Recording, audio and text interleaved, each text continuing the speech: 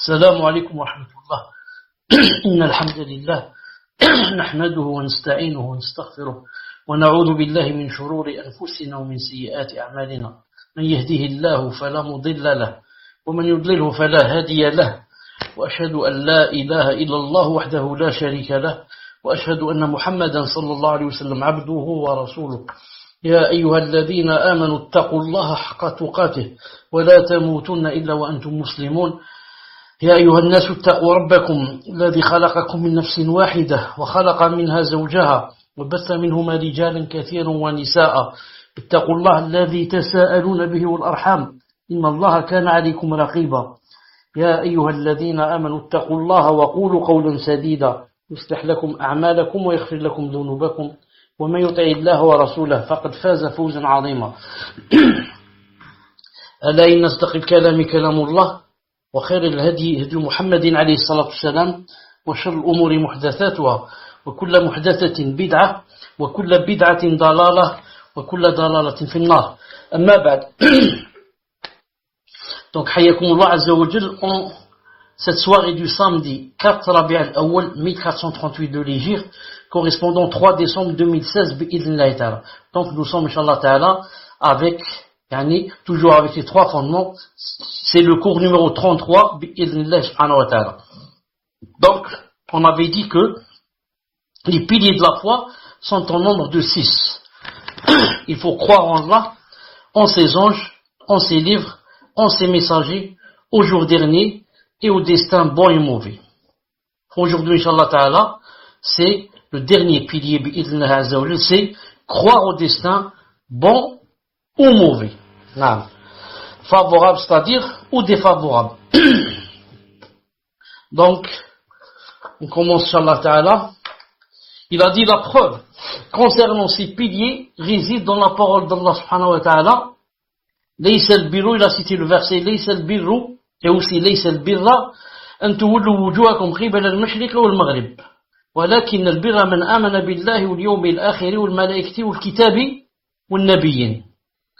C'est-à-dire à peu près la bonté pieuse ne consiste pas à tourner vos visages vers le levant ou le couchant, mais la bonté pieuse est de croire en Allah Azza wa Jal, au jour dernier, aux anges, aux livres et aux prophètes. Destin. Le destin qu'on appelle Qadr, on appelle Qadr, c'est la prédestination que Allah Azza wa Jal assigne à toute chose, conformément à sa science originelle et à ce qui découle de sa sagesse.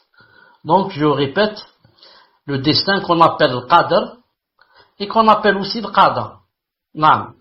Des fois on dit Qada, des fois on dit Qadr. C'est la prédestination qu'Allah Azza wa Jal assigne à toute chose existante, conformément à sa science originelle et à ce qui découle de sa sagesse. Certains savants ont fait la différence entre le Qada et le Qadr. Ils ont dit le Qada. Le Qada, c'est, ou bien on commence par le contraire, ils ont dit le Qadr. Le Qadr, c'est ce qui est écrit sur la tablette préservée. Et quand il se produit, on l'appelle Qada. Donc il y a le Qadr et le Qada. Qada ou Qadr. Le Qadr, c'est ce qui est écrit sur la tablette préservée. On ne sait pas ce qui est écrit. Quand il se produit, on l'appelle Qada. Il dit ici, c'est la prédestination qu'Allah Azza wa Jal assigne à toute chose existante, conformément à sa science originelle et à ce qui découle de sa sagesse. Donc, ce qu'il y a dans le Qada et Qadr, ce qu'il y a aussi dans la tablette préservée, ce qui nous arrive, il est conforme à la science d'Allah subhanahu wa ta'ala. Ce n'est pas, il a écrit quelque chose et ça s'est passé autrement. C'est toujours conforme à sa science originelle. Et deuxièmement, et à ce qui découle de sa sagesse. C'est-à-dire que tout ce qui arrive, même si c'est pour toi, c'est pas logique, ou ça contient du zon, ou ça contient je ne sais quoi, tout ça c'est faux. Pourquoi? Parce que ça découle de la sagesse d'Allah subhanahu wa ta'ala. C'est nous qui ne connaissons pas la sagesse dans ce décret, dans ce qui s'est passé ici. Nous on ne connaît pas la sagesse.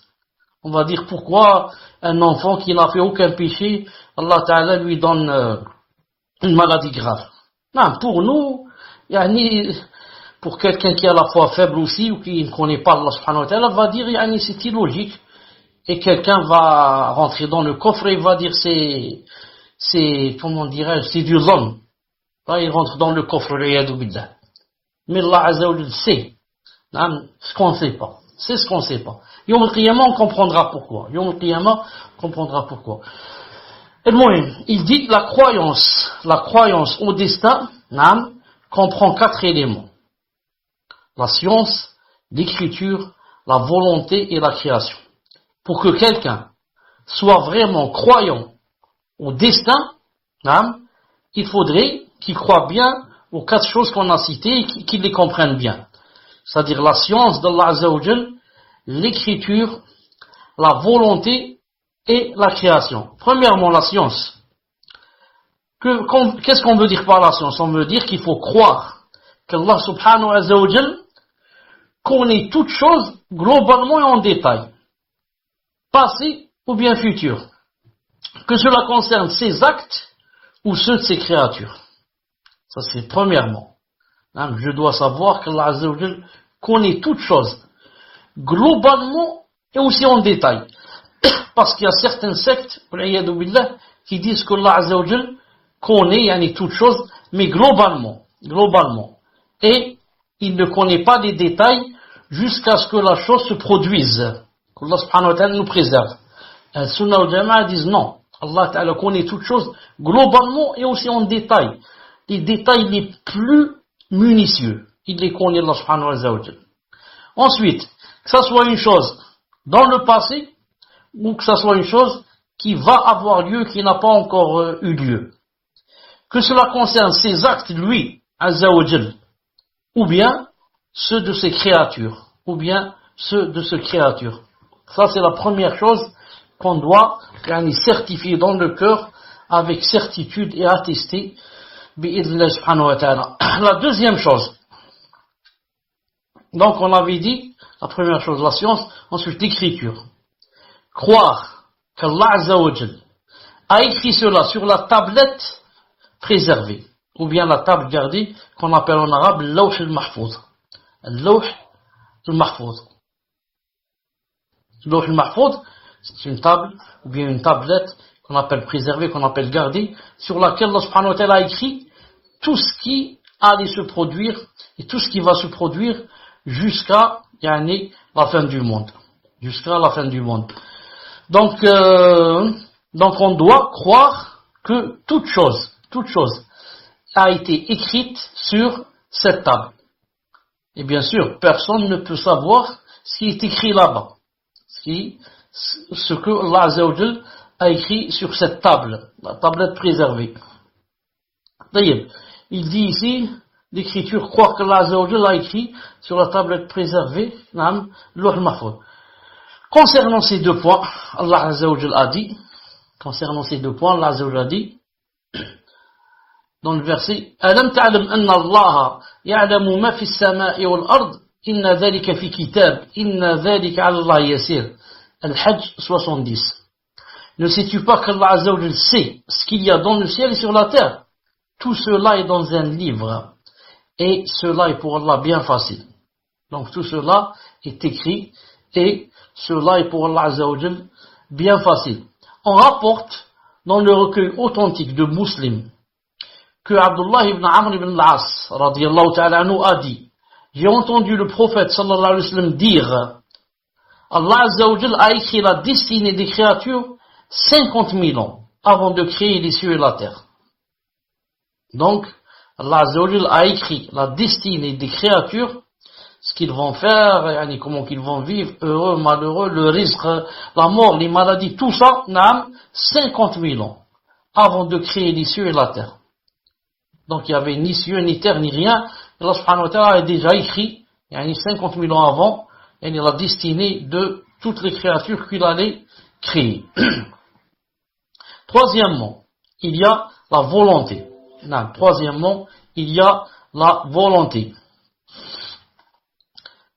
Qui consiste à croire que tout ce qui existe n'a lieu que par la volonté d'Allah, que cela concerne ses propres actes ou ceux de ses créatures.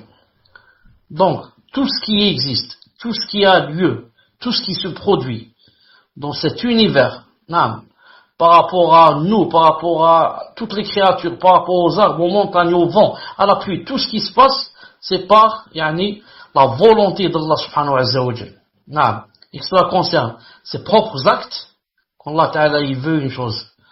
Il l'a fait, il veut pas la faire, il ne la fait pas. Ou ses créatures.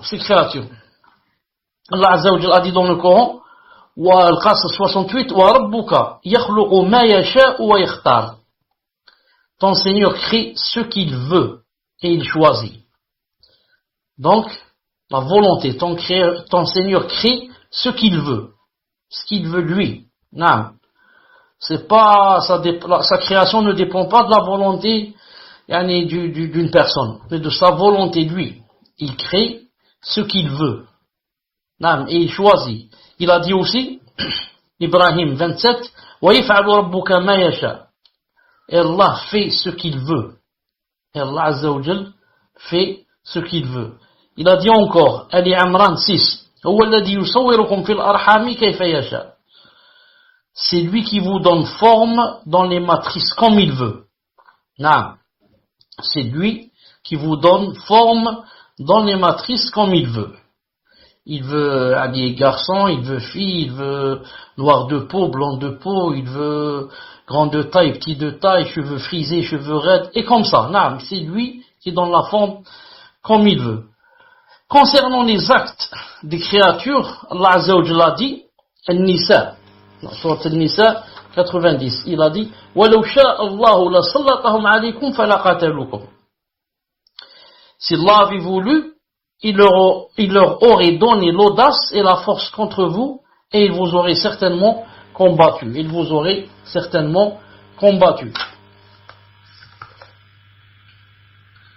Donc ça c'est par rapport à quoi? Par rapport, il dit ici, concernant les actes des créatures. Donc je reprends le verset ici,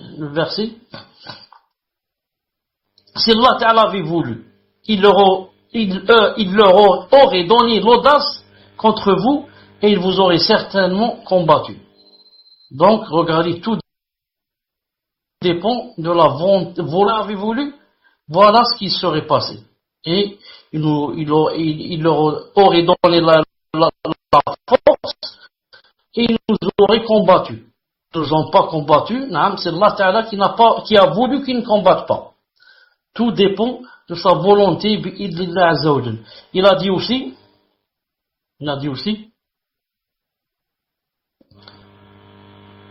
on n'est pas arrivé à la création, mais ici, ce verset, donc j'ai sauté ici un verset. وَلَوْ شَاءَ رَبُّكَ مَا فَعَلُوا فَذَرْهُمْ وَمَا يَفْتَرُونَ. Si ton Seigneur avait voulu, il ne l'aurait pas fait. Laisse-les donc avec ce qu'ils inventent. Donc ce verset, je l'ai oublié. Il a dit, si ton Seigneur avait voulu, il ne l'aurait pas fait. Laisse-les donc avec ce qu'ils inventent.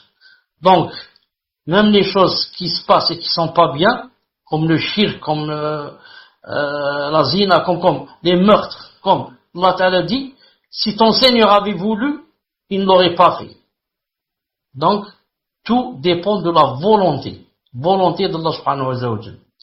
Il a dit, ainsi à chaque prophète, avons-nous assigné un ennemi, des diables d'entre les hommes et les djinns, qui s'inspirent trompeusement les uns aux autres des paroles enjolivées. Si ton Seigneur avait voulu, il ne l'aurait pas fait. Laisse-les donc avec ce qu'ils inventent. Donc rien ne se passe dans cet univers sans la volonté d'Allah subhanahu wa ta'ala. Les choses qui se font, c'est avec la volonté d'Allah Azza wa Jal. Et ceux qui ne se font pas, les choses qui ne se font pas, c'est parce que Allah Ta'ala ne veut pas. Parce que Allah Ta'ala ne veut pas que ça arrive. Pourquoi? Parce que c'est son univers. C'est lui qui a créé cet univers. Donc il ne peut pas se passer sur son univers ce qu'il ne veut pas de lui, par exemple. Il ne se passe que ce qu'il veut. Et quand on dit ce qu'il veut, ça ne veut pas dire ce qu'il aime, ce qu'il veut. car il peut vouloir des choses qu'il n'aime pas. Et il peut aimer des choses qu'il ne veut pas. Naam. Donc l'Azul peut vouloir des choses et les faire exister, mais il ne les aime pas. Comme il a voulu la création du shaitan. Allah Ta'ala n'aime pas le shaitan. Naam.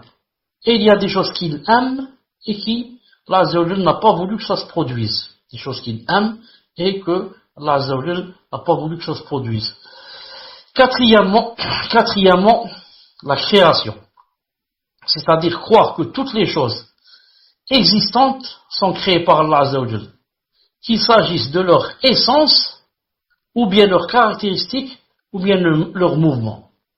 Donc, croire que toutes les choses qui existent, sont créées par Allah Subhanahu wa Jal, qu'il s'agisse de leur essence, leurs caractéristiques, ou leur mouvement. Parce que jusqu'à présent, il y a certains gens qui disent, je ne sais pas si telle chose, par exemple, a été créée ou incréée. Comment cela? Il n'y a que, ça se divise en deux seulement. On dit comme ça, on dit, Allah Azza wa Jal est incréé. Ça, Allah Azza wa Jal est incréé. À part Allah Azza wa Jal, tout ce qu'il y a est créé. À part Allah Azza wa Jal, tout ce qu'il y a est créé. Est-ce qu'il y a quelque chose qui n'a pas été créé à part Allah subhanahu wa Jal? Il n'y a pas. Allah Azza wa Jal est incréé. Non. Sinon, toute autre chose a été créée bi'idhnillahi ta'ala. Allah Azza wa Jal a dit dans le Coran, pour montrer que, comme on a dit ici, toutes les choses existantes sont créées par Allah, qu'il s'agisse de leur essence, leurs caractéristiques ou leur mouvement. Il a dit, Zomo 62, Allahu khaliqu kulli shay'in, wa huwa ala kulli shay'in wakil. Allah est le créateur de toutes choses, et de toutes choses il est garant. Allah Ta'ala est créateur de toutes choses, et de toutes choses il est garant. Donc Allah Ta'ala est créateur de quoi? De toutes choses, toutes choses. Naam. Il a dit aussi, le Furqan 2, wa khalaqa kulla shay'in faqaddarahu taqdira. Et Allah Azza wa Jal qui a créé toutes choses en lui donnant ses justes proportions. Donc c'est lui qui a créé toutes choses. Non seulement il a créé toutes choses, mais chaque chose qu'il a créée, il lui a donné des proportions qui lui conviennent. Lui conviennent. Il a dit aussi, Safat 96, Wallahu khalaqakum wa ma ta'malun. Wallahu khalaqakum wa ma ta'malun. Et c'est Allah Azza wa Jal qui vous a créé, vous et ce que vous faites. Allah Azza wa Jal nous a créé nous et a créé aussi ce qu'on fait. A créé ce qu'on fait. Car s'il n'avait pas créé ce qu'on fait, on ne peut pas le faire. Naam. C'est-à-dire il a donné le qudra et la puissance et la volonté pour qu'on fasse. Naam. Tout ce qu'on fait est créé pour Allah subhanahu wa ta'ala. Tout ce qu'on fait, nous on le fait, mais il est créé. Il est créé, comme on dit en arabe, makhlouq lillah azza wa jal. Il est créé pour Allah subhanahu wa ta'ala. Cheikh Ibn Uthaymin rahimahullah ta'ala dit, croire au destin, comme nous l'avons décrit, ne s'oppose pas au fait que le serviteur possède une volonté et une aptitude à agir de lui-même. En effet, les textes religieux et d'expérience sont autant de preuves à ce sujet. Maintenant, quand on a cité tout ça, que toute chose créée dépend de Allah Azza wa Jal, dépend de sa volonté, que nous-mêmes, on a été créés, et ce qu'on fait a été créé aussi, donc quelqu'un va dire, donc, c'est-à-dire, il n'y a pas ce qu'on appelle le libre arbitre. Donc, on ne fait que ce que Allah Ta'ala a écrit sur la tablette préservée. C'est pour ça que beaucoup de gens, ou bien par jahl et ignorance, ou bien ils font semblant de ne pas bien comprendre. Ils disent que puisque tout est écrit sur la tablette préservée, donc moi tout ce que je fais comme péché, c'était aussi écrit contre moi. Donc je n'ai pas fait de péché. Donc Yawm al-Qiyamah, je vois pas pourquoi Allah Azza wa Jal va me châtier. Puisque je n'ai fait que ce qui est écrit. Je n'ai fait que ce qui est écrit sur la tablette préservée. Cheikh Ibn Uthaymin rahimahullah ta'ala dit, pour montrer que ce que disent ici les gens, c'est faux, même si ça contient une certaine vérité, mais c'est pas comme ça. Il dit, croire au destin, comme nous l'avons décrit, ne s'oppose pas au fait que le serviteur possède une volonté et une aptitude à agir en lui-même. Non, tout ce qu'on a cité, ça ne contredit pas le fait que chaque personne, chaque créature a une volonté et une aptitude à agir en lui-même. Il a dit, la preuve, ça se trouve dans les textes religieux et aussi l'expérience. Il va commencer par les textes religieux. Il a dit, Allah Azza wa Jal a dit au sujet de la volonté des créatures, pour montrer que les créatures, que nous, c'est-à-dire on a une volonté et qu'on peut faire quand on veut. Il a dit, An-Naba 39, ذلك اليوم الحق فمن شاء اتخذ إلى ربه مآبا. Ce jour-là est inéluctable, Yawm al-Qiyamah. Ensuite, il a dit que celui qui veut prenne donc refuge auprès de son Seigneur. Le témoin, que celui qui veut prenne donc refuge auprès de son Seigneur. Donc, si nous, on n'avait pas de volonté, comme Allah Ta'ala dit que celui qui veut, alors qu'il prenne donc refuge auprès de moi. Donc, si on ne pouvait pas, donc on n'avait pas de volonté, donc ce serait-il logique que Allah Ta'ala nous dise que celui qui veut d'entre vous, alors qu'il se réfugie auprès de moi. Donc s'il a dit ça, ça veut dire qu'on veut. Ça veut dire que cela dépend de notre volonté. Si je veux, je prends refuge auprès d'Allah subhanahu wa ta'ala. Et si je ne veux pas, je ne prends pas. Je ne prends pas refuge auprès d'Allah subhanahu wa ta'ala. Peut-être je prends refuge auprès du shaitan. Donc ce verset montre bien que nous, les personnes, on a une volonté. On a une volonté. Aussi le verset qui va suivre. Lorsque Allah Azza wa Jalla a dit dans le Baqara, Nisa'ukum harthun lakum, fa'tu harthakum anna shi'tum, wa qaddimu li anfusikum wattaqullah, wa'alamu annakum mulaquhu wa bashiril mu'minin. Vos épouses sont pour vous un champ de labour. Allez à votre champ comme et quand vous le voulez. Et œuvrez pour vous-même à l'avance. Craignez Allah et sachez que vous le rencontrerez et faites bonne annonce aux croyants. Donc la preuve ici dans ce verset, c'est pour vous un champ de labour, allez à votre champ comme et quand vous le voulez. Donc, c'est une preuve qu'on a une volonté. Non, on a une volonté quand la personne veut aller, pour labourer son champ. Labourer son champ ou s'approcher de son épouse ou là, donc il a une volonté. S'il veut pas. Non. Autre verset où Allah subhanahu wa ta'ala dit, pour montrer que on a une volonté, Taghabun 16, il a dit, Fattaqullaha mastata'tum. Fattaqullaha mastata'tum wasma'u wati'u wa anfiqu khayran li anfusikum. C'est-à-dire, craignez Allah donc autant que vous pouvez. Écoutez, obéissez et faites largesse. Il a dit donc, craignez Allah Azza wa Jalla autant que vous pouvez. Donc je peux craindre Allah subhanahu wa ta'ala. Il nous a donné un pouvoir pour le craindre. Je peux. Si je veux, je le crains. Si je veux pas, je le crains pas. Donc, j'ai une grande marge de ce qu'on appelle libre arbitre. C'est-à-dire, je fais ce que je veux. Je fais ce que je veux. Il dit aussi dans un autre verset, il dit, le Baqara 286, لا يكلف الله نفسا إلا وسعها لها ما كسبت وعليها ما اكتسبت. Allah n'impose à aucune âme une charge supérieure à sa capacité. Elle sera récompensée du bien qu'elle aura fait, punie du mal qu'elle aura fait. Donc, elle sera récompensée du bien qu'elle aura fait. Donc, elle peut faire le bien. C'est pour ça qu'Allah dit, je la récompense si elle fait du bien. Punie du mal qu'elle aura fait. Donc, elle peut faire aussi du mal. Elle peut faire du mal.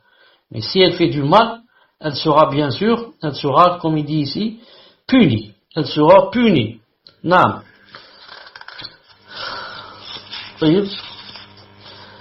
Ça, c'est du point de vue religieux. Il y a encore beaucoup de versets en ce sens, du point de vue religieux. Maintenant, du point de vue de l'expérience, qu'il y a le libre arbitre et que la personne, yani, agit d'après sa volonté et d'après ce qu'elle veut. Il dit ici, chaque homme sait qu'il a une volonté et une aptitude au moyen desquelles il accomplit un acte ou le délaisse. Je répète, chaque homme, c'est-à-dire chaque personne, sait qu'il a une volonté et une aptitude au moyen desquelles il accomplit un acte, s'il veut bien sûr, ou le délaisse, s'il veut. De plus, l'homme sait faire la différence entre les actes qu'il accomplit de plein gré, comme la marche à pied, et les actes qui s'accomplissent malgré lui, comme le tremblement des membres de son corps.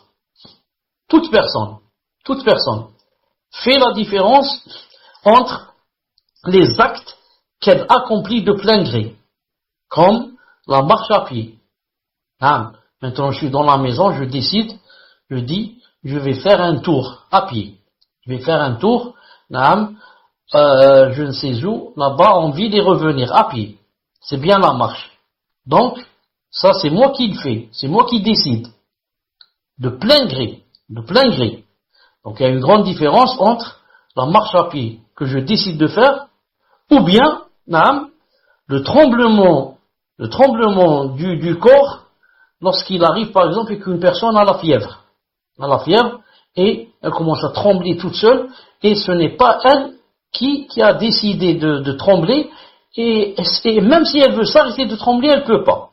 Elle a les dents qui claquent, elle a ses jambes qui tremblent, et tout le corps qui tremble. Elle a besoin qu'on la couvre.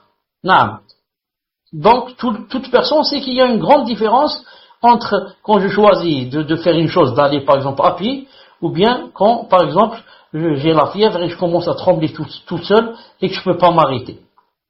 Cependant, il dit, la volonté du serviteur et son aptitude ne se réalisent que par la volonté d'Allah Azza wa Jalla et sa capacité. En effet, Allah Azza wa Jalla a dit dans le Coran, il a dit, Takwir 28, Liman sha'a minkum an yastaqim, wa ma tasha'una illa an yasha' Allah Rabbul Alamin. Suivre le chemin droit pour celui d'entre vous qui veut suivre. Donc la volonté, ici, c'est nous, notre volonté. Pour celui d'entre vous qui veut. Donc vous avez une volonté, vous les créatures, qui veut suivre le chemin droit. Il a dit, mais vous ne pouvez vouloir que si Allah veut, lui le Seigneur de l'univers. C'est-à-dire, Allah Azza wa Jalla, il veut montrer dans ce verset que nous, on veut des choses, on a la volonté de faire ou de ne pas faire une chose. Mais toute chose qu'on fait, par exemple, on a voulu la faire, on l'a fait, on ne peut la faire si Allah Azza wa Jalla ne veut pas. Ça aussi, c'est très important. Tout ce que il y a deux choses très importantes ici à comprendre. La première, qu'on a une volonté. La preuve. Maintenant, je suis en train de faire un cours. J'arrête, je ferme le PC, je vais voir la télé. Donc j'ai une volonté. J'ai le libre arbitre. Ça. Mais toute chose que je vais faire, je ne peux la faire que si Allah Ta'ala, me donne la permission. Et veut lui aussi. Pourquoi? Pour te montrer que rien dans cet univers ne peut se passer sans la volonté d'Allah subhanahu wa ta'ala. Rien. C'est comme nous, pour juste donner une petite idée, tu as une maison, tu as des enfants, tu ne voudrais que rien ne se passe dans ta maison qui soit contre ce que tu veux toi. Pourquoi c'est ta maison?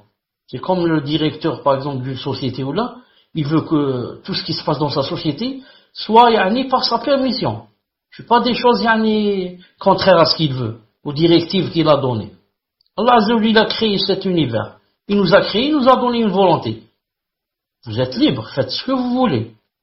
Mais tu ne peux rien faire si lui ne te donne pas la permission pour faire. Tout ce que tu fais, mais tu l'as voulu parce que Allah Azza wa Jalla aussi l'a voulu. Mais attention, quelqu'un va dire donc maintenant si je vais boire de l'alcool, c'est que Allah Ta'ala m'a donné d'abord la permission de boire. Sinon je peux pas boire. Je vais dire, naam, c'est ça. Mais ça ne veut pas dire qu'Allah Ta'ala aime que tu boives. Naam, tu veux boire, il te laisse boire. Et il t'a dit que c'est interdit. Mais, bois, et après on verra. Quand on va le rencontrer, il va dire, je vais maintenant te punir. Tu vas dire, Allah subhanahu wa ta'ala, et moi je peux pas faire, si c'était pas toi qui m'a laissé faire. Il va te répondre, le fait de te laisser faire, ça veut pas dire que je suis, j'aime ce que tu fais. Je te laisse faire, naam, pour te montrer après et te dire, regarde, pourquoi tu as fait ça, naam, et tu sais que je n'aime pas que tu fasses cela. Donc, tout ce qui se passe ne se passe que si Allah Ta'ala veut. Mais ça ne veut pas dire que, puisqu'Allah Ta'ala a voulu qu'il aime cette chose.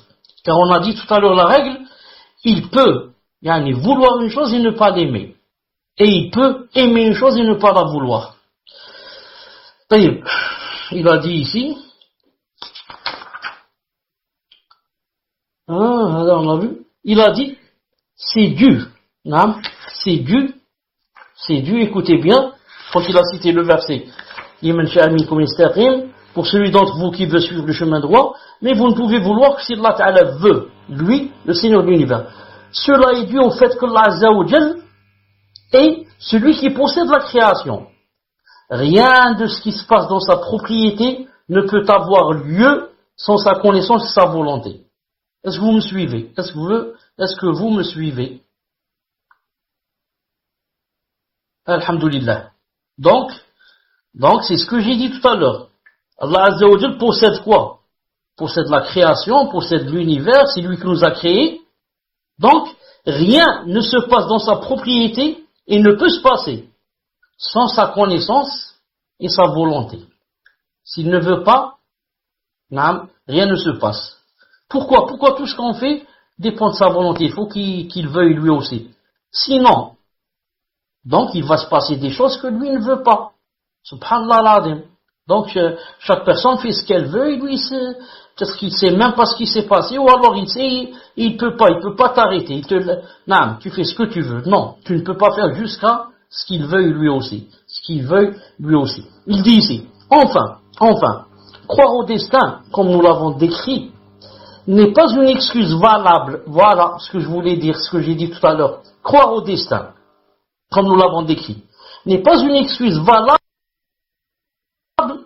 dont peut utiliser le serviteur pour les obligations qu'il a délaissées ou les interdits qu'il a transgressés.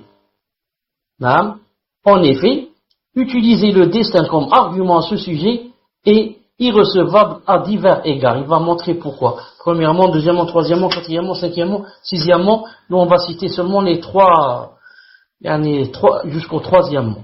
Et dans le prochain cours, Inch'Allah, les trois autres. Non. Donc, que veut dire ici le cheikh?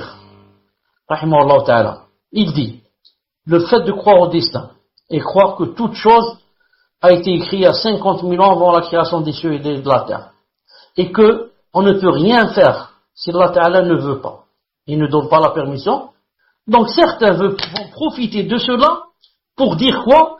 Pour dire que si je n'ai pas fait telle et telle obligation, Allah Ghalib, c'était écrit dans la tablette préservée. Et d'autres vont dire, et moi si j'ai fait tel et tel péché, et grand péché, et shirk, et coffre, et ceci, cela, Allah Ghalib, c'était écrit dans la tablette préservée. Je dis, non, c'est pas comme ça. C'est pas comme ça qu'il faut raisonner. Pourquoi? Premièrement, Allah Azza wa Jalla a dit dans le Coran, écoutez bien ce qu'il a dit. Donc ça c'est premièrement, il a dit, Al-An'am 148, سيقول الذين أشركوا لو شاء الله ما أشركنا ولا آباؤنا ولا حرمنا من شيء كذلك كذب الذين من قبلهم حتى ذاقوا بأسنا قل هل عندكم من علم فتخرجوه لنا إن تتبعون إلا الظن وإن أنتم إلا تخرصون.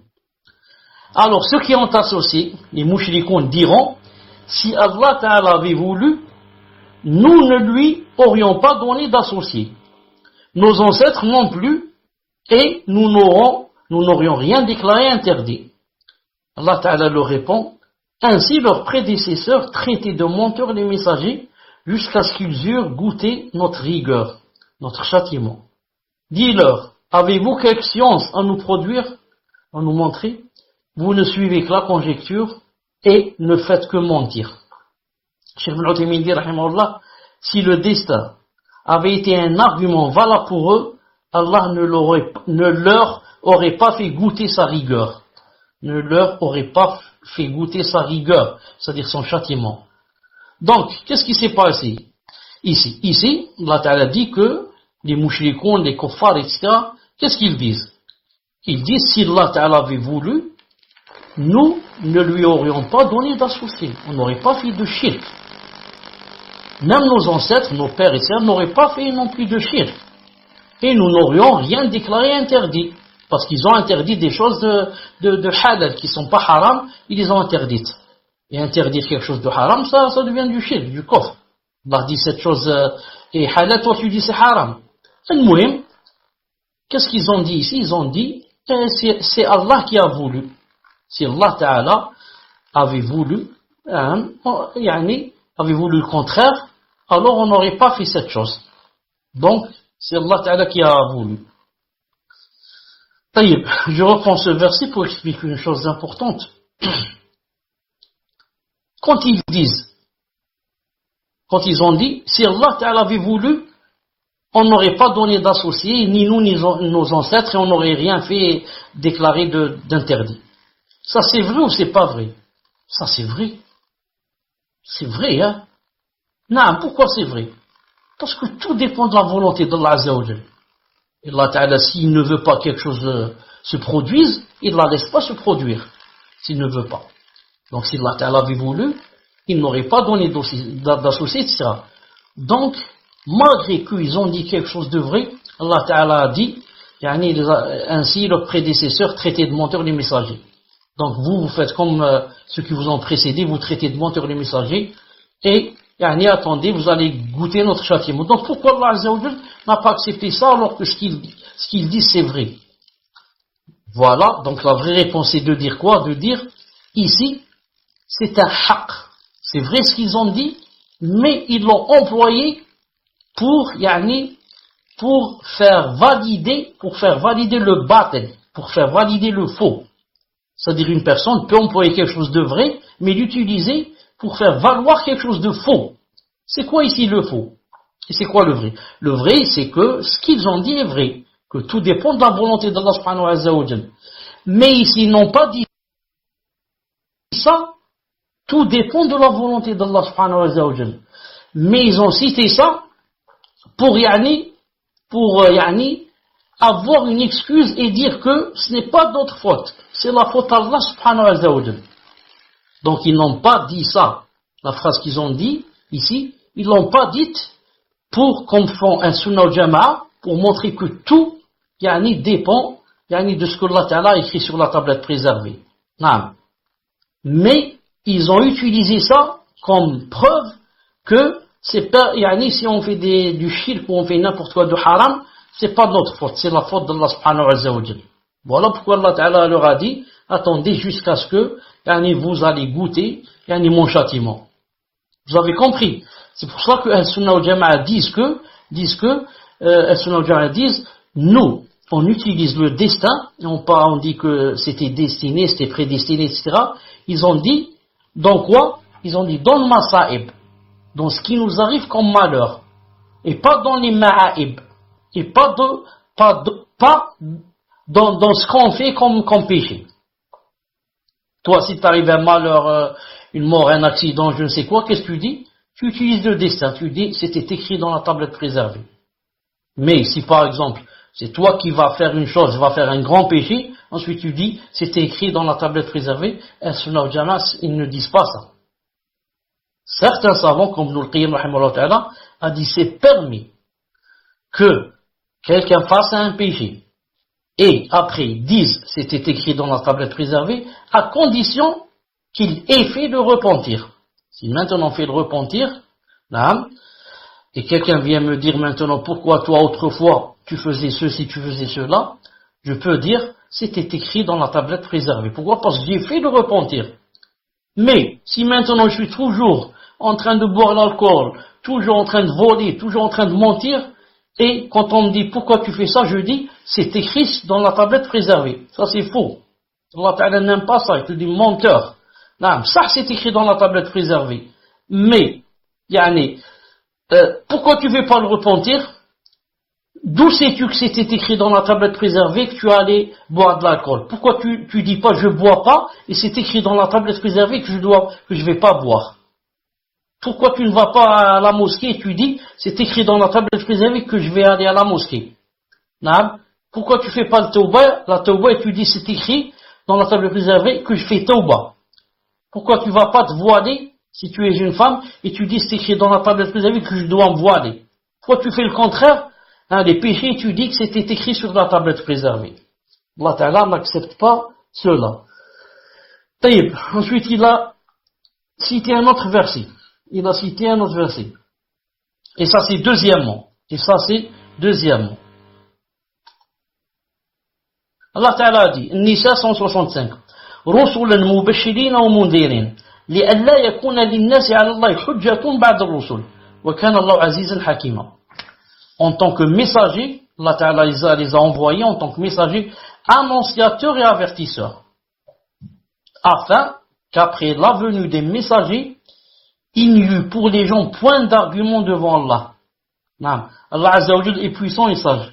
Cheikh Ibn Uthaymin dit, si l'argument du destin avait été valable pour ceux qui se sont opposés aux messagers, nous n'aurions pu affirmer qu'après la venue des messagers, il n'aurait point d'argument devant Allah Azza wa Jal. En effet, s'opposer aux messagers après leur envoi se fait selon le destin d'Allah subhanahu wa ta'ala. Donc Allah Azza wa Jal a envoyé les messagers, ils annoncent la bonne nouvelle et avertissent aussi ceux qui ceux qui n'obéissent pas à Allah Azza wa Jal. Tout cela afin que après leur venue, aucune personne ne puisse avoir un argument devant Allah Azza wa Jal et dire que par exemple je ne savais pas que telle chose est ceci ou cela. Non. Avant la venue du messager, si quelqu'un fait le haram, quelqu'un fait le shirk, il est excusé. Pourquoi? Il n'y a pas de messager, personne ne lui a montré. Mais ici, après la venue des messagers, ils sont venus en annonciateurs et avertisseurs. Et ils ont tout montré, ils ont établi la preuve sur nous. Personne n'a d'argument demain devant Allah Azza wa Jal de dire quoi? De dire que si j'ai fait tel ou tel mal, c'était écrit dans la tablette préservée. Non, il n'y a pas d'argument. Troisièmement, ça c'est deuxièmement. Troisièmement, Ta'ala a dit, ou plutôt le Bukhari Muslim rapporte, et c'est la version du Bukhari, d'après l'imam, d'après Ali ibn Abi Talib, radiyallahu ta'ala anhu, que le prophète Islam a dit, il n'est pas un d'entre vous sans que sa place ne soit déjà réservée au paradis ou en enfer. Alors, ils dirent, devons-nous alors délaisser nos actes au messager d'Allah? Il répondit, non. Agissez, car la voie de chacun sera facilitée. Non.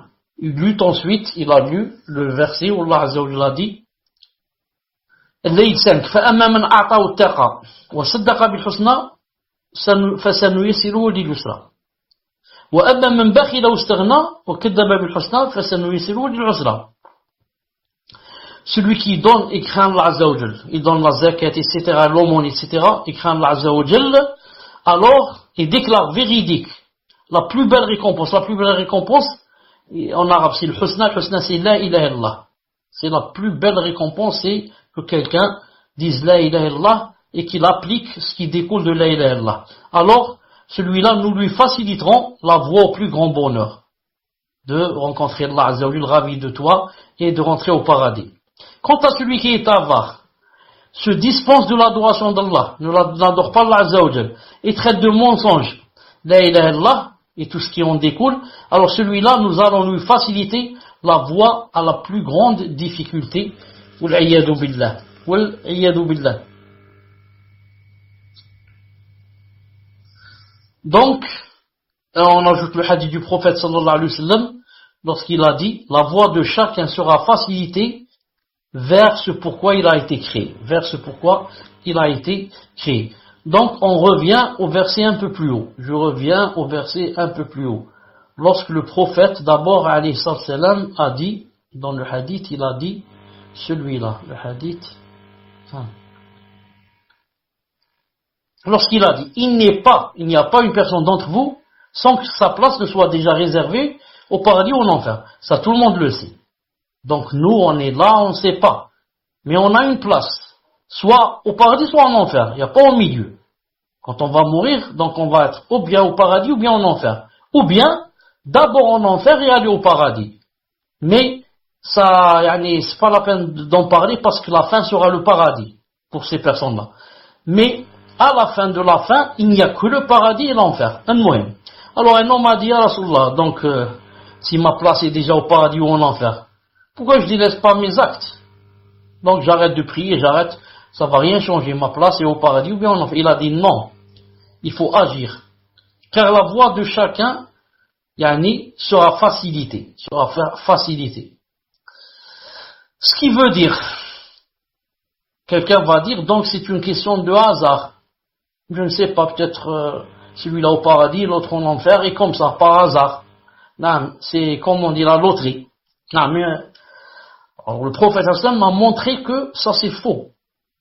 Et que celui qui va aller au paradis et que celui qui va aller en enfer, c'est aussi d'après sa volonté à lui, la personne, et d'après comment qu'il a agi.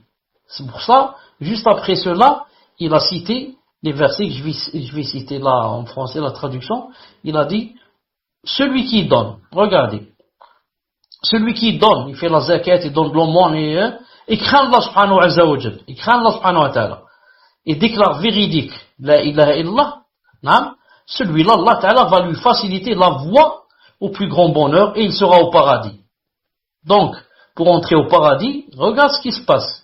Il y a faire les bonnes œuvres, craindre Allah, dans le premier verset, ensuite déclarer la ilaha illallah, véridique, et faire ce qui en découle. Alors celui-là, voilà le résultat. Nous allons lui faciliter la voie pour aller au paradis.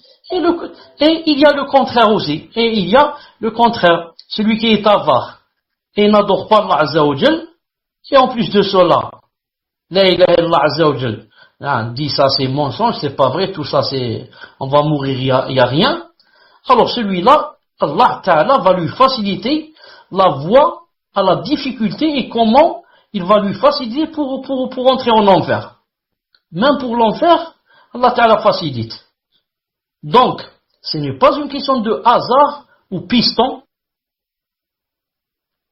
mais c'est montré. Allah Ta'ala dit, si tu fais ça, ça et ça, je vais te faciliter là le chemin, la voie et la route qui mène vers moi. Moi et mon paradis. Si par contre, tu fais telle chose et telle chose, alors je vais aussi te faciliter la voie qui mène vers mon enfer. Vers mon enfer. Ce qui veut dire que Yom al-Qiyamah, toute personne qui va rentrer au paradis, c'est d'abord par la grâce d'Allah Azza wa Jal et son bienfait et sa ni'ma, et aussi par regarde ce que tu as fait. Tu as suivi le bon chemin, et là t'as facilité. Et toute personne qui va aller en enfer, c'est à cause d'elle. C'est elle qui n'a pas voulu choisir le bon chemin. Elle a choisi le mauvais chemin, et Allah Ta'ala lui a facilité. Il lui a dit, tu veux le mauvais chemin? Je te laisse, fais ce que tu veux. Je laisse même les chayatines t'aider. Et t'embellir, t'enjoliver les choses, t'enjoliver les passions, t'ouvrir toutes les portes de cette dunya, les portes des passions, des tentations, fais ce que tu veux. Et après, quand je vais te dire, rentre en enfer, faut pas trop parler. Faut pas dire pourquoi et ceci, cela, car, tu n'as été récompensé de ce que tu as fait. Donc voilà, Inch'Allah Ta'ala, on va s'arrêter ici pour aujourd'hui. Et le prochain cours, on va citer les 3 autres choses bi'idhnillahi Ta'ala. Subhanakallahumma wa bihamdik, ashhadu an la ilaha illa ant, astaghfiruka wa atubu ilayk. Je sais qu'il y aura beaucoup de questions aujourd'hui sur le destin. Je sais qu'il y aura beaucoup et que Allah Ta'ala nous aide. Et quand vous serez prêts, dites-le moi, Inch'Allah Ta'ala. Assalamu alaikum wa rahmatullah. طيب, sans tarder, Inch'Allah, je vous donne, Inch'Allah, le micro pour la première question. Assalamu alaikum wa rahmatullahi wa barakatuh. Alors, Cheikh, est-ce que vous avez du son? Est-ce que vous m'entendez? Comme ça, on va commencer par la première question. Question d'une sœur qui demande Barakallahu fikum, ahsanallahu ilaykum. Question aqida. Le jour du jugement, Allah Azza wa Jal va parler à chacun d'entre nous sans intermédiaire, ni interprète. Est-ce que à ce moment, on va juste entendre Allah ou va-t-on le voir aussi? Jazakallahu khayran. Tfaddal ya Sheikh, wa jazakallahu khayran. Bismillah ar-Rahman ar-Rahim, wa salatu wa salam ala ashraf al-mursalin. Tayyib, Abdelaziz a écrit 1, 2, 1, 2. Ce que je sais, Wallahu ta'ala alam. Wallahu ta'ala alam, je dis, car il est possible que ma réponse ne soit pas juste. Dans ce cas, il faut, si quelqu'un trouve le contraire de ce que je dis, qu'il me le montre, Inch'Allah ta'ala. Ce que je sais, c'est que, sans le voir. Pourquoi? Parce qu'il ne va pas parler seulement aux croyants, il va parler aussi aux kuffars. Et le kafir, Allah ta'ala lui a interdit de le voir. Il a interdit de le voir. Mais la vision, la vraie, pour les croyants, c'est, quand on voit Allah Azza wa Jalla, c'est dans le paradis. C'est pour cela que, même les kuffars, s'ils vont le voir avant le paradis, mais la vision de châtiment, comme disent les savants. C'est pas la vision où on va le voir, content de lui et comme ça. La vraie vision, c'est dans le paradis, bi'idna ta'ala, et elle est exclusive aux croyants, bi'idnillahi ta'ala. Wallahu ta'ala alam. Donc même si on le voit quand il nous parle, c'est pas la vision du paradis, bi'idnillahi ta'ala. Fadal. Jazakallahu khayran ya Sheikh. Donc nous allons passer à la deuxième question d'une sœur qui demande, dans la sourate al-Baqarah, verset 238, il est écrit: soyez assidus au salat et surtout la salat médiane, et tenez-vous debout devant Allah avec humilité. Donc la personne demande quelle est la salat médiane, étant donné qu'en islam la journée commence à al-Maghrib. Qu'Allah vous fasse miséricorde. Tfaddal Cheikh, wa jazakallahu khayran. Par rapport à la salat médiane, il y a beaucoup de divergences. La sœur, ou Allah ta'ala, celui qui a posé la question, parle du verset Hafidu al-salawati ou salati al-wusta. En arabe, Hafidu al-salawat ou salati al-wusta. Donc, soyez assidus au salat et surtout la salat médiane. Al-wusta, il y a une grande divergence parmi les savants. Certains ont dit subh, certains ont dit dhor, certains ont dit asr, et comme ça. Mais l'avis le plus juste, Inch'Allah, le plus fort, c'est que c'est salat al-asr. La salat médiane, c'est salat al-asr. Pourquoi? À cause du hadith authentique du prophète sallallahu alayhi wa sallam, dans Bukhari et autres, que, une fois, dans une bataille, le prophète alayhi wa sallam a été retenu au point où, la salat médiane est passée. Enfin, salat al-asr est passée. Il a dit, Mala Allah quburahum naran shaghaluna an salat. L'usta salat al-asr. Shaghaluna an salat al-usta salat al-asr. Il a dit à sallam que Allah Ta'ala remplisse leur tombe de feu.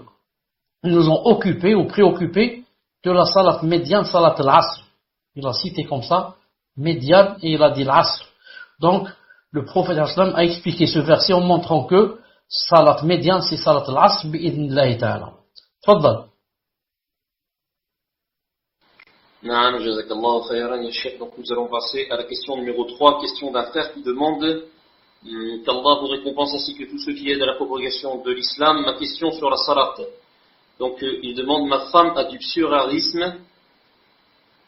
Donc c'est une maladie au niveau de la peau, ya Cheikh. C'est-à-dire que ça fait comme l'eczéma, mais ça reste un maladie, mais ça peut même faire, ça peut faire aussi sortir un peu de sang. Donc c'est, voilà. Sur les mains et les coudes. Et à chaque fois qu'elle fait les ablutions, ça lui brûle. Peut-elle faire le tayammum? Et ce, combien de temps, en sachant que c'est une maladie qui ne guérit pas? Allahu a'lam. Les frères de France vous passent le salam, Cheikh. Barakallahu fikum wa jazakallahu khayran.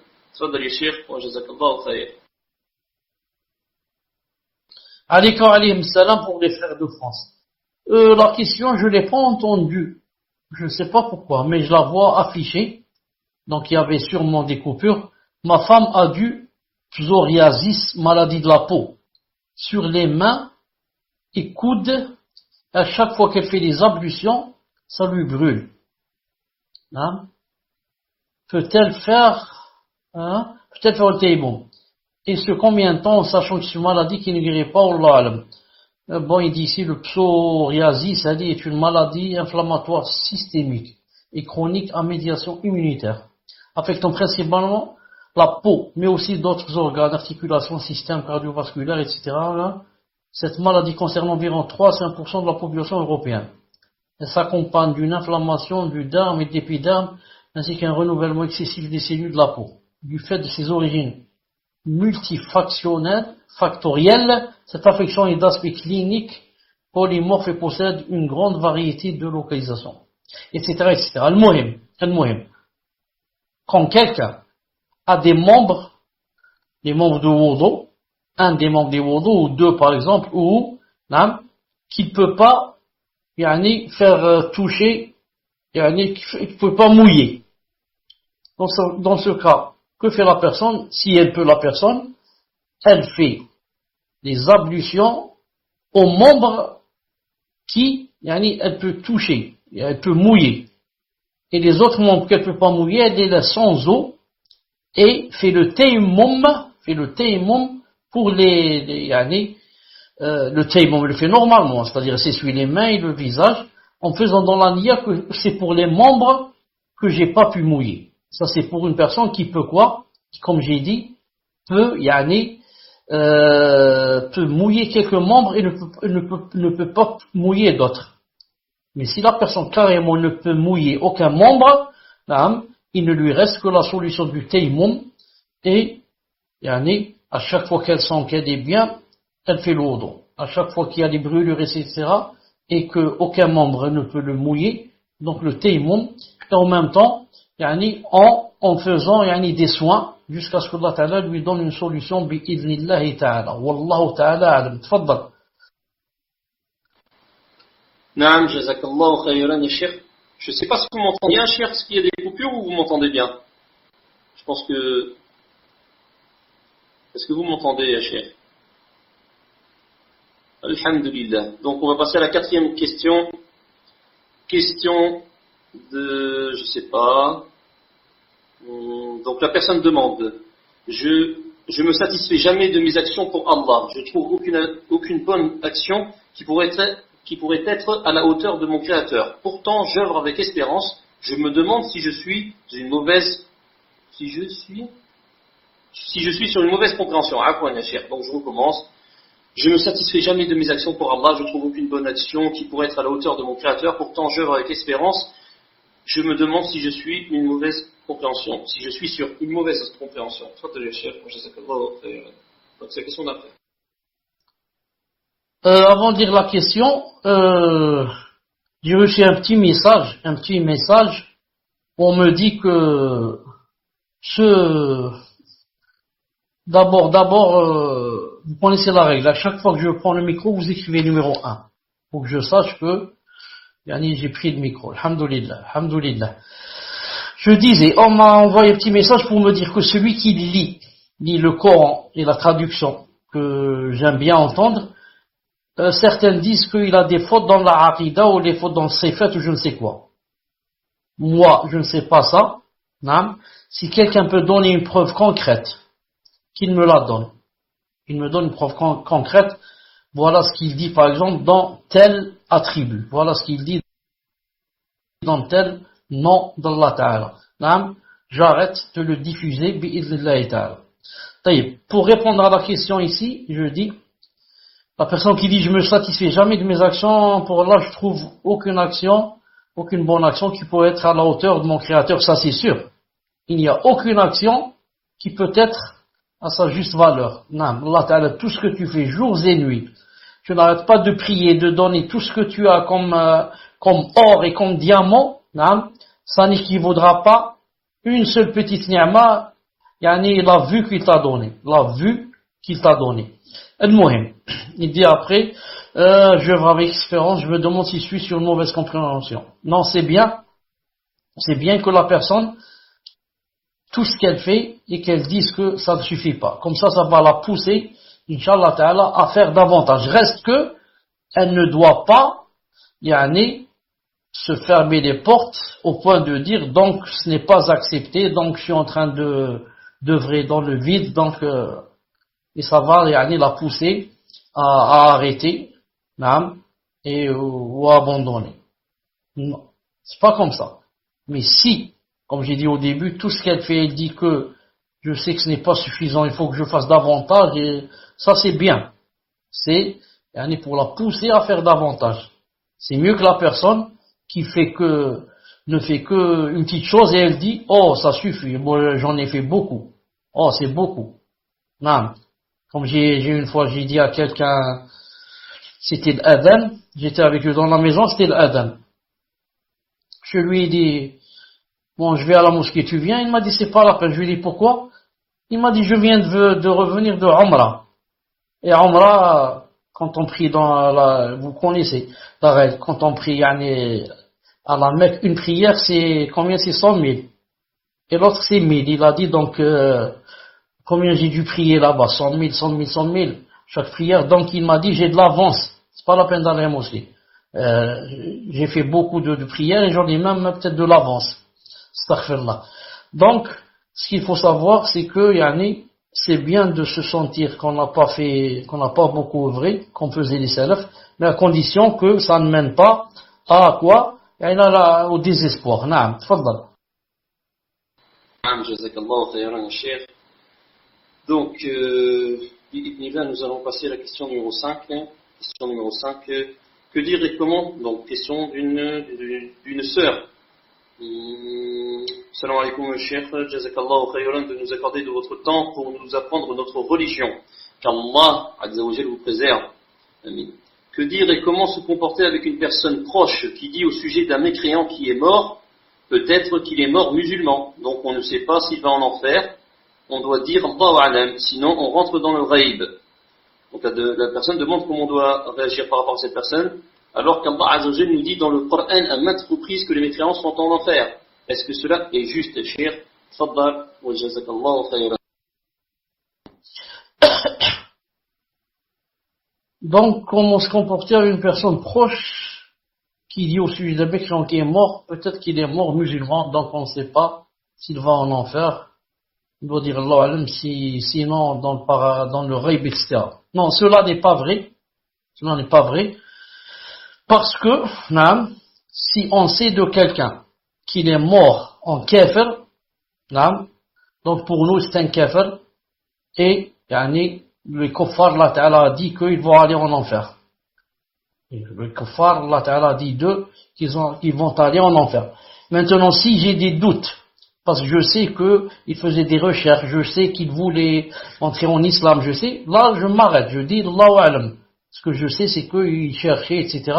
Peut-être que ça fait longtemps que je ne l'ai pas rencontré, peut-être qu'il a fait la shahada ou là je ne sais pas. Non. Mais si je n'ai aucun doute, je sais que c'est un kafir, et j'ai l'habitude de le voir aller à l'église même, et que il n'a jamais montré un signe qu'il cherchait ça, moi je juge d'après ce que je vois, ce que j'ai vu et ce que je connais. C'est tout. C'est pour ça que le prophète a dit dans un hadith authentique, il a dit à un sahabi, lui a dit, à chaque fois que tu passes devant une tombe, annonce-lui le châtiment du feu. Et ce sahabi a dit, et le hadith Cheikh Al-Albani l'a authentifié, ce sahabi a dit, le prophète alayhi salam m'a donné une charge difficile. On lui a dit, c'est quoi cette charge difficile? Il m'a dit, à chaque fois que tu passes devant une tombe de mécréants, annonce-lui le feu. Il a dit, donc je n'arrête pas de faire ça. Chaque fois que je passe devant une tombe où il y a un mécréant, je lui dis, il y a le feu qui t'attend. Donc regardez, il n'a pas dit, peut-être ce mécréant, à la dernière minute, il a fait tauba ou je ne sais quoi. Non, tfaddal. Jazakallahu khayran, ya Cheikh. Donc nous allons passer à la question suivante, question numéro 6. Donc question d'une sœur qui demande qu'Allah vous fasse miséricorde et vous élève en degré davantage. Dans mes invocations, elle dit, j'utilise le terme Seigneur, ou elle dit, oh mon Seigneur, étant non arabophone. M'est-il permis d'invoquer Allah de cette manière? Dans mes invocations, j'utilise le terme Seigneur, ou oh mon Seigneur. Oh, ça s'écrit sans H. Oh seulement avec accent circonflexe. Oh mon Seigneur. Étant non arabophone, m'est-il permis d'invoquer Allah Ta'ala de cette manière? Naam. oh mon Seigneur, ceci, cela, ou le Seigneur, les deux c'est juste. Non. Si tu dis seulement Seigneur, c'est juste. Seigneur, aidez-moi, Seigneur, donnez-moi ceci, Seigneur, guérissez-moi, et comme ça. Ou là, oh mon Seigneur, c'est la même chose. Non. Inch'Allah ta'ala. Donc, ceux qui n'ont pas encore compris par rapport à celui qui disait le contraire, disait le Coran tout à l'heure, j'ai dit que certains ont dit que celui qui traduisait, il disait, qu'est-ce qu'il faisait? Attendez, il disait, je crois en français, il disait en arabe, il y avait quelqu'un qui dit en arabe, et lui, il traduisait en français. Ce traducteur, celui qui lit, je ne sais pas si c'est lui qui a traduit, ou bien il a pris ça d'un livre, je ne sais où. La traduction, ils ont dit que ça comporte des erreurs. La traduction comporte des erreurs. Maintenant, je ne sais pas si c'est cette personne qui lit, c'est elle qui a traduit, ça m'étonnerait. Je pense que c'est seulement quelqu'un qui est en train de lire. Youssef Leclerc. Je ne sais pas. On m'a dit qu'il y a des fautes. Je voudrais savoir quelles sont ces fautes, si c'est possible. Ou bien, même si je ne connais pas les fautes, dites-moi s'il y a un savant qui a parlé de ça. S'il y a un savant qui a dit que cette personne avait des fautes dans la aqidah quand elle traduit. Naam, tfaddal. Naam, jazakallahu khayran, cheikh. Donc nous allons passer à la septième question. Septième question. Donc, question d'une sœur qui demande, Allah nous donne le succès, question sur le dalil du verset, ainsi à chaque prophète avant nous assigné un ennemi, des diables d'entre les hommes et les djinns. Maintenant, il n'y a plus de prophètes, et nous devons suivre leurs héritiers, les savants du minhaj salafi. Ces derniers ont des ennemis qu'ils qualifient d'égareurs égarés. Allahu a'lam. Pourquoi les nomment-ils pas diables humains? Car pour me protéger des diables parmi les djinns, ceci est clair pour moi. Mais de chez les humains, non. Que faire, barakallahu fik cheikh? Comment les reconnaître, ces djinns humains, et comment sont préservés? J'ai pas compris cette question. Je suis tiré à la fin quelque chose que tu n'as pas lu, que j'ai pas compris aussi. Mais de chez les humains, non. Exemple, le ramadan, que faire? Ça, vraiment, je n'ai rien compris. Tfaddal, si tu as compris, explique-moi qu'est-ce qu'il veut dire. Tfaddal. Non, bien cher, en fait, si j'ai pas lu exemple le ramadan, c'était pour parce que je savais que ça allait vous perturber. Donc en fait, la personne dit voilà, on sait reconnaître les djinns, comment se préserver des djinns, des shaytans djinns, mais comment reconnaître les shayatines humains? Donc comment les reconnaître et comment s'en préserver? Donc elle a donné l'exemple pendant le ramadan. Pendant le ramadan, on sait que les djinns les plus désobéissants sont attachés. Mais comment faire pour se préserver des shayatines humains? Je ne sais pas si c'est clair, Hachir. Non, je commence à comprendre. Il parle des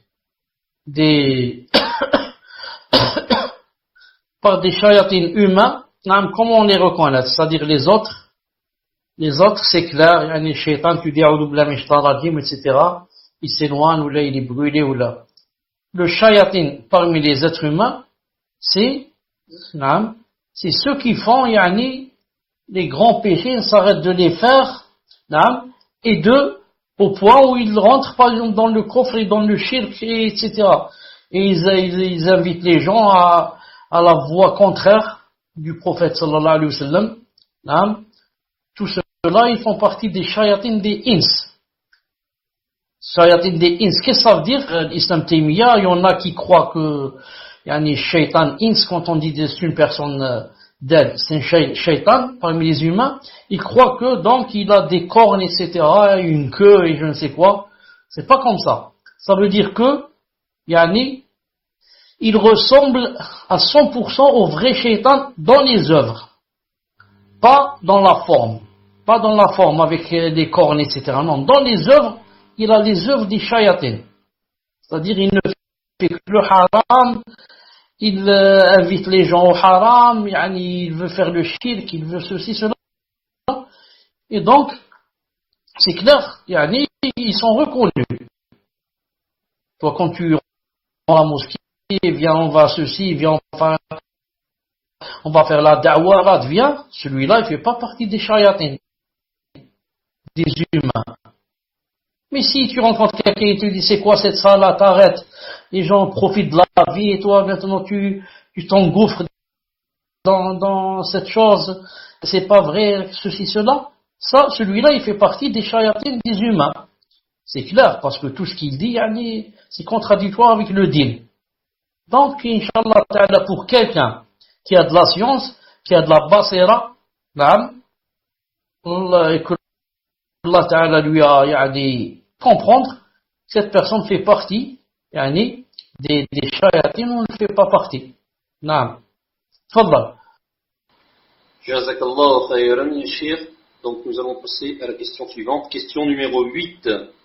Question d'une sœur qui demande, cher Chalabi, qu'Allah allonge votre vie en bonnes actions, amin. Alors voilà, depuis quelque temps, je suis souvent triste. Avant, j'avais une meilleure foi que maintenant.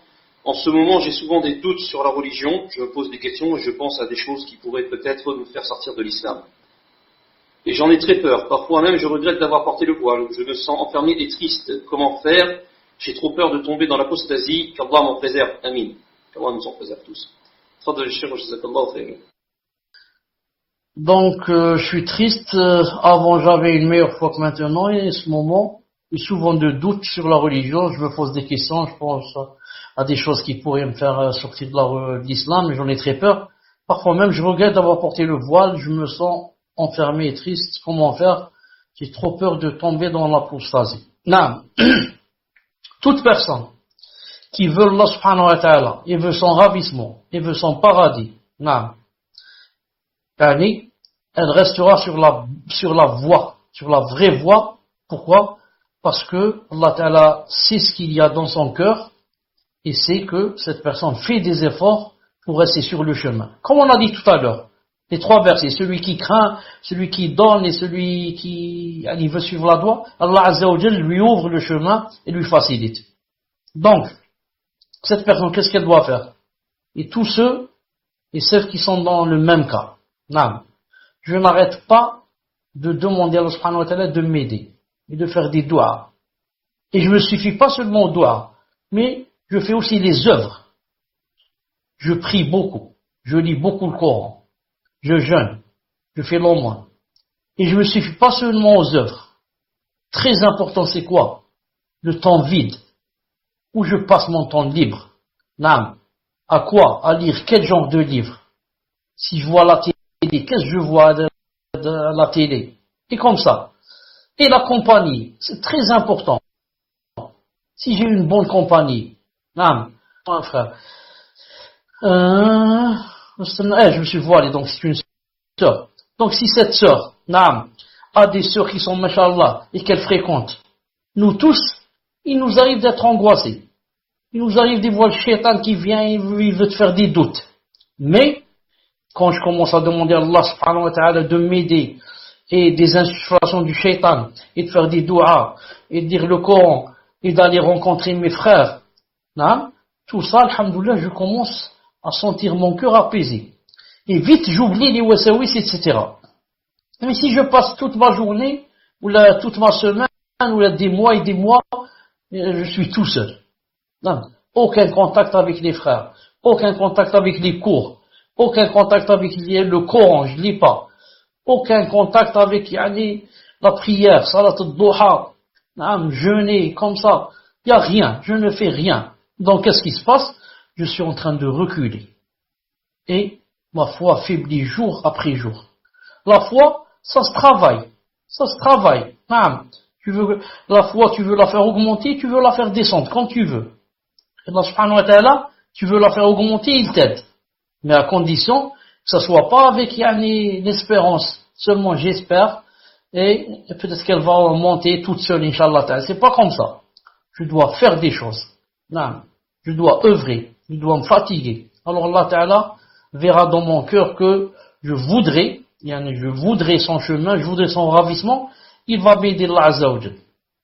C'est pour ça qu'Allah Ta'ala a dit, dans le hadith authentique, hadith Qudusi, Allah Ta'ala a dit, Ya ibadi, kullukum dal, illa man hadaytuh, fastahdouni yahdikum. Ô mes serviteurs, vous êtes tous dans l'égarement, sauf celui que je guide.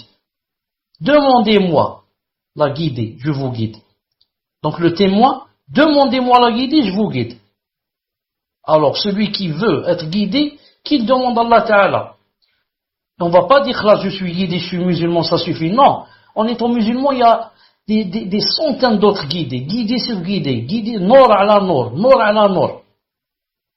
Celui-là, Allah Ta'ala lui donne la guidée de jeûner lundi, jeudi. L'autre, il lui ajoute une deuxième guidée, celle de prier salat duha. L'autre ne prie pas de duha. Celui-là, il lui donne une troisième guidée, celle de, par exemple, faire les rawatib. L'autre, il fait pas les rawatib. Ensuite, il me donne une quatrième guidée, celle de vouloir lire le Coran. L'autre, il n'aime pas lire le Coran.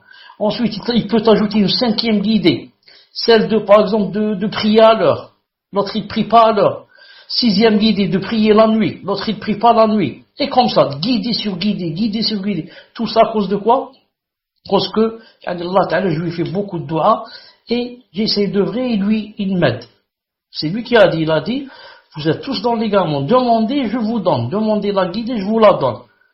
Donc, je dis à cette personne, si jamais, la qaddar Allah, Allah Ta'ala nous préserve, une personne tombe dans l'apostasie, ça veut dire elle ne doit quoi? Elle ne doit que se blâmer elle-même et se dire, et c'est de ma faute, c'est de mon shaitan, mes tentations, etc. J'ai pas voulu faire d'efforts pour rester sur le droit chemin. Sinon, aucune personne n'est entrée avec sincérité en islam et ne l'a quitté. Aucune personne dans le monde cette chose ne peut arriver. Même quand ils sont allés voir, les Sahaba, ils sont allés voir le Najashi, etc. Donc, il a commencé à poser des questions. Il a dit, est-ce que vous connaissez que quelqu'un est rentré dans votre religion et il a quitté? On lui a dit non. Après, il a expliqué. Il a dit, justement, c'est ça, la foi quand elle rentre dans le cœur. Quand la foi, la vraie, rentre dans le cœur, jamais une personne ne peut quitter cette foi et apostasier. Qu'est-ce que ça veut dire apostasie? D'abord, dites-moi, vous m'entendez? Non. Qu'est-ce que ça veut dire apostasie? Apostasie, ça veut dire je décide, non, de ne pas rentrer au paradis jamais de ma vie. Jamais de ma vie, je prends la décision de ne jamais rentrer au paradis. Et ça suffit pas. Si je rentre pas au paradis, je deviens poussière, moi, malice. Mais non, en apostasion, je décide de ne jamais rentrer au paradis et je décide en même temps que je reste éternellement en enfer. Ça, c'est pas possible. Je réfléchis. Est-ce qu'il y a quelqu'un qui accepte de rester éternellement en enfer? Et, tous les délices qu'il y a dans le paradis, malish, je n'en goûte à rien. Et en plus de cela, je me jette éternellement en enfer avec un châtiment. Tu as beau essayer de penser comment ça se passe, tu ne pourras pas. Tellement c'est difficile, tellement c'est grave, tellement c'est fort, tellement c'est... Non, c'est pas possible. Donc, alhamdoulilah, Allah Azza wa Jalla nous a donné la raison pour réfléchir. Il a dit, voilà deux chemins, ce chemin mène en enfer, ce chemin mène au paradis. Si vous voulez... mon chemin, celui de paradis, je vous aide. Alors faites quelque chose de votre part, et moi, je vous donne la plus grande chose, je vous aide beaucoup. Donc ça revient à nous. Allah Ta'ala nous aide, et ça revient à nous. C'est nous qui devons bouger un peu, et travailler notre foi. Allah Azza wa Jal nous aidera, bi'idhna ta'ala, qu'Allah subhanahu wa ta'ala t'aide, et nous aide tous, et nous fasse mourir musulmans soumis. Fadal. Amin, jazakallahu khairan ya Cheikh. Donc nous allons passer à la question suivante, question numéro 9, avant-dernière question d'une sœur qui demande, Cheikh Allah vous récompense grandement pour tous vos cours bénéfiques. J'aimerais savoir que faire quand on a beaucoup de papier avec le nom d'Allah. Peut-on rayer le nom d'Allah à l'aide d'un stylo en sorte que le nom ne se voit plus, ou détruire ce papier à la déchiqueteuse puis jeter à la poubelle? Quel est le mieux? Je ne peux pas tout brûler car ça fait beaucoup de fumée et je suis en appartement et j'ai un enfant asthmatique. J'aimerais savoir que faire quand on a beaucoup de papier avec le nom d'Allah. Peut-on rayer le nom d'Allah à l'aide d'un stylo en sorte que le nom ne se ne vois plus, ou dans la déchiqueteuse, puis jeter à la poubelle, quel est le mieux? Je peux pas tout brûler car ça fait de la fumée, je suis en appartement, j'ai un enfant asthmatique. Par rapport à la déchiqueteuse électrique, j'ai lu une fois ce qu'ont dit les savants, mais j'ai oublié. Donc, puis j'ai oublié, c'est comme si je n'ai pas de réponse, puisque j'ai oublié. Donc, reste que pour brûler, c'est la meilleure des choses, mais dans un appartement, ce n'est pas facile. Non, dans un appartement, c'est pourquoi, moi, de temps en temps, qu'est-ce que je fais? Je groupe où il y a Allah subhanahu wa ta'ala, je les groupe. Ensuite, quand je sors en voiture ou je vais à la forêt ou là, je profite pour les brûler. Donc, reste, la personne ici dit, il y a, si c'est possible, effacer. D'effacer, car le prophète islam a demandé, vous savez dans le Hudaybiyah, ce qui s'est passé avec les kuffars, il lui a demandé d'effacer. Et il a demandé à Ali, il a dit, montre-moi le nom, Bismika Allahum, et il l'a effacé. Donc si c'est possible par exemple d'effacer, si quelqu'un par exemple a une gomme, il peut effacer le nom, qu'il l'efface, reste pour la rayure, pour le rayer, je ne sais pas. Je n'ai pas de science en cette chose, mais je ferai des efforts, Inch'Allah Ta'ala, pour le prochain cours, si je trouve quelque chose pour rayer, pour effacer. Il y a le dalil pour effacer, pour rayer, je ne sais pas, et pour brûler, bien sûr, il y a le dalil, Uthman ibn Affan a brûlé le Coran qui ne correspondait pas avec le rasm de Quraysh. Mais reste pour rayer, Inch'Allah, ce sera pour le prochain cours, bi'idhnillahi ta'ala. Une sœur demande si on peut effacer avec du blanc. Qu'est-ce que ça veut dire effacer avec du blanc? Il dit le blanco. Un blanco, c'est comme si pour moi, ça veut dire je sais ce que c'est le blancoada. Blancoada, c'est pour moi, c'est espagnol ou italien ou blanco, je ne sais pas ce que c'est. Une sorte de pâte blanche. المهم, si on met quelque nom, de façon à on ne peut plus lire le nom, c'est comme s'il n'existait pas. Non. تفضل. جزاك الله خيرا يا شيخ. الله يبارك يا شيخ الحبيب, ما شاء الله, à chaque fois il nous met les définitions. Fais attention Habib qu'il n'y ait pas des mots qui bouncent. جزاك الله خيرا. Donc nous allons passer à la dernière question, ya Cheikh, et puis après j'aurai deux choses à vous lire, Inch'Allah. Donc la 10e question, c'est une question, Allah alam, je sais pas, d'un frère ou d'une sœur, Allah alam. Donc la personne voudrait savoir qu'Allah vous ouvre les portes du paradis, ya Cheikh, ainsi qu'aux admins, barakallahu fikoum, pour votre travail. Je voulais savoir dans quel cas on pouvait faire la prière avec les yeux. Est-ce que si à cause des études on risque de rater certaines prières, il nous est permis de prier de cette façon?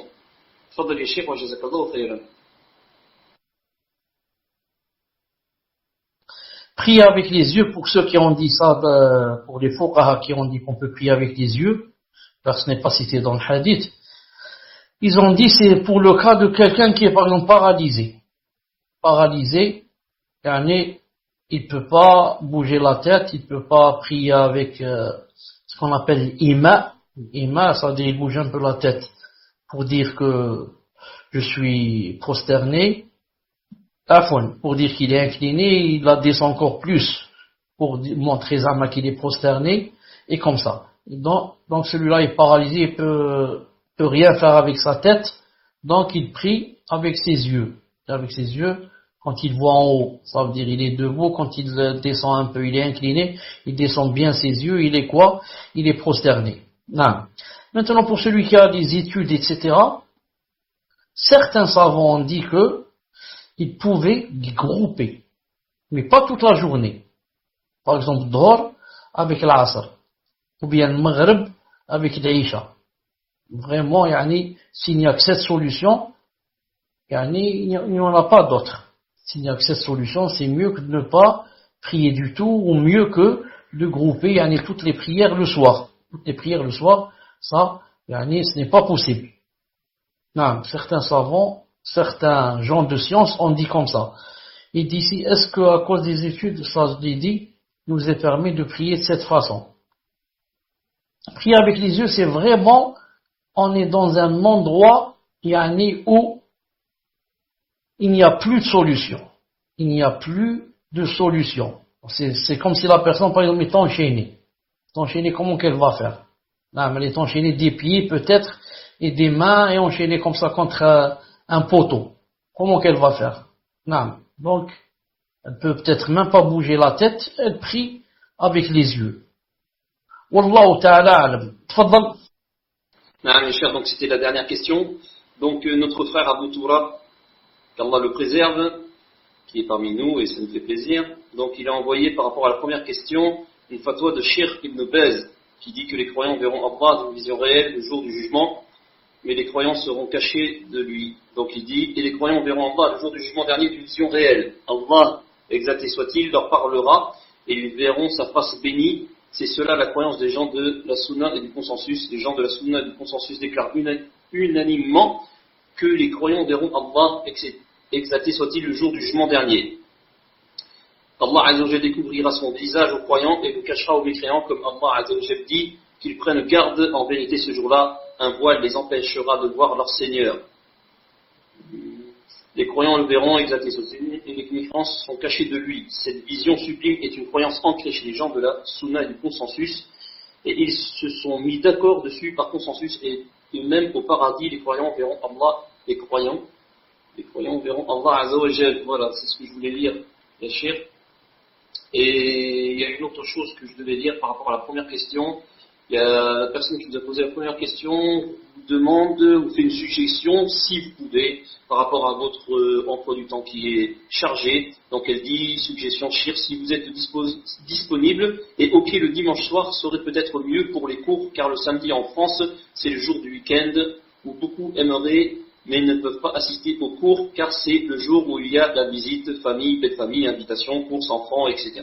Alors que, par exemple, le dimanche, du fait que le lendemain il y a école, travail, etc., les gens sont plus dispo et à la maison, ce qui permettrait à plus de personnes de profiter et d'assister aux cours, je pense, au Allah. Il faut savoir une chose, c'est que les cours sont enregistrés et ils peuvent réécouter le cours. Soit de l'échir. Non, pour la réponse d'Abou Tourab, Jazallahu khairan, je voulais juste dire une chose. Je ne sais pas si Abou Tourab a compris ou toi aussi, Mahmoud, que nous, d'après ce qu'a cité Abou Tourab, il parle de la croyance de Al-Sunnah al-Jama'a, que les gens verront Allah subhanahu wa ta'ala le jour de la résurrection, etc. Ça, il n'y a pas de problème. Je voulais savoir, spécifiquement, au moment où, il parle avec la personne sans intermédiaire. C'est à ce moment, lorsqu'il approche la personne, et commence à lui parler sans intermédiaire, est-ce qu'à ce moment, il le verra? Parce que j'ai dit que il parlera même avec les kuffars, et les kuffars ne le verront pas, sinon le fait de dire que Allah Ta'ala, que les Sunnah al-Jama'a vont voir Allah Ta'ala Yawm al-Qiyamah, ça c'est unanime, naam. C'est unanime. Ensuite, autre chose, par rapport à la personne ici qui vient de parler des cours, qui a parlé de dimanche. Je ne sais pas si elle parle de ce cours de samedi, et qu'elle suggère que ça soit dimanche.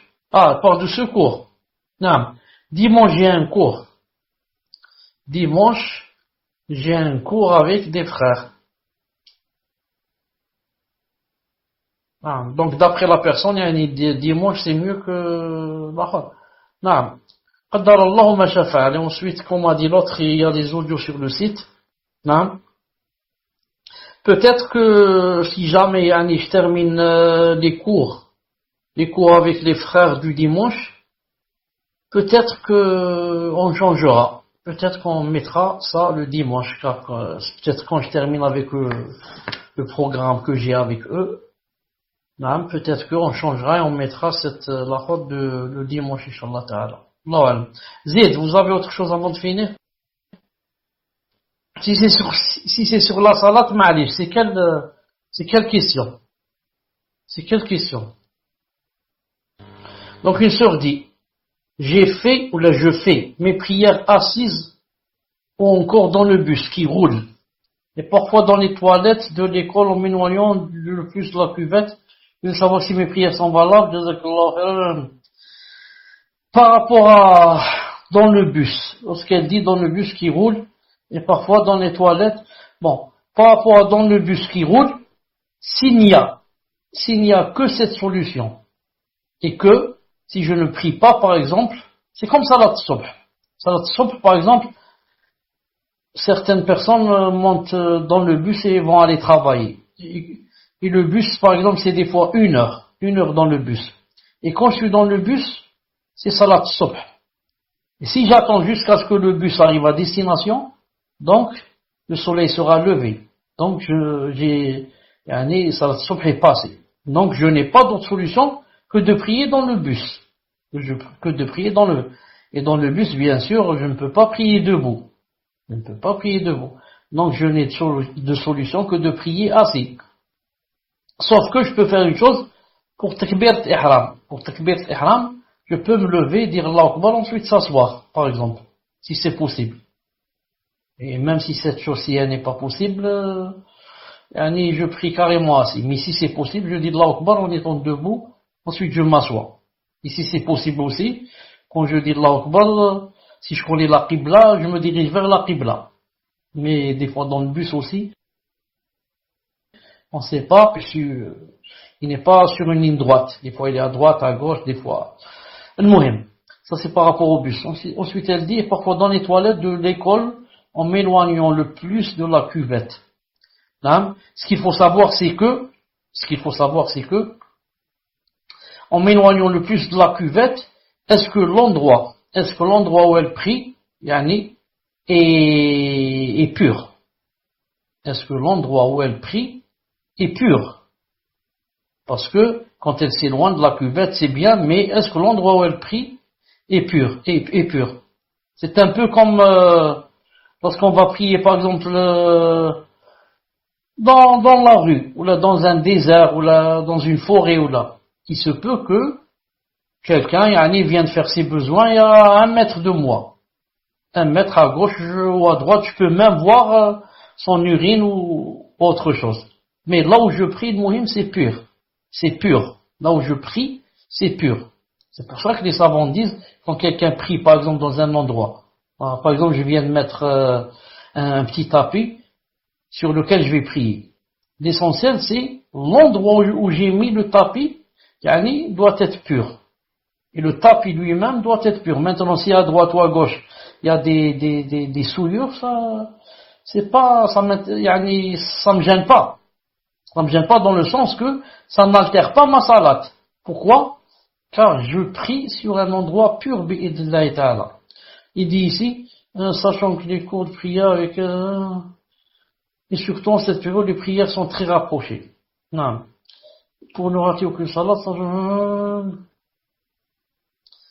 non, et dans la salle de bain aussi, c'est permis de prier si l'endroit est pur.